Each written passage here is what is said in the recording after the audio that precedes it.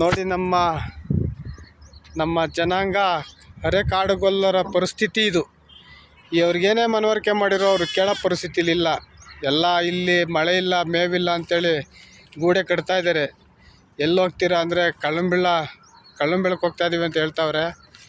ಈಗ ಇವ್ರು ಆಲೇ ಹೋಗಿ ಮೈಸೂರು ಕಡೆ ಹೋಗಿ ಬಂದಿದ್ದಾರೆ. ಆಲೇ 9 ತಿಂಗಳಾಗಿದೆ ಇವ್ರು ಹೋಗಿ ಬಂದು, ಮೈಸೂರು ಕಡೆಯಿಂದ ಬಂದವ್ರು. ಇವಾಗ ಇಲ್ಲಿಂದ ಮುಗಿಸ್ಕೊಂಡೀಗ ಕಳ್ಳಂಬೆಳಕ್ಕೆ ಕೆರೆ ಹತ್ರ ಹೊರಟವ್ರೆ.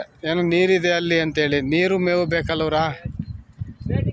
ಹಂಗಾಗಿ ನಮ್ಮ ಜನಾಂಗಕ್ಕೆ, ಅರೆಕಾಡುಗೊಲ್ಲ ಜನಾಂಗಕ್ಕೆ ಹಿಂದೇನೂ ಇಲ್ಲ, ಮುಂದೇನೂ ಏನೂ ಇಲ್ಲ. ಏನು ಮಾಡೋದು? ನಮ್ಮ ಜನಾಂಗ ಹೆಂಗೆ ಇವ್ರನ್ನ ನಾವು ಬುದ್ಧಿ ಹೇಳಿ ತರೋದು? ಈ ನಿಟ್ಟಿನಲ್ಲಿ ನಮ್ಮ ಸರ್ಕಾರ ಏನಾದರೂ ಇವ್ರಿಗೆ ಒಂದು ಸೌಲಭ್ಯ ಒದಗಿಸ್ಕೊಡ್ಲೇಬೇಕಾಗಿ ನಮ್ಮ ಸಿದ್ದರಾಮಯ್ಯ ಅಪ್ಪಾಜಿ ಅವ್ರ ಹತ್ರ ಮನವಿ ಮಾಡ್ತಾಯಿದ್ದೀವಿ. ನಾವು ಕೇಳ್ಕೊಳ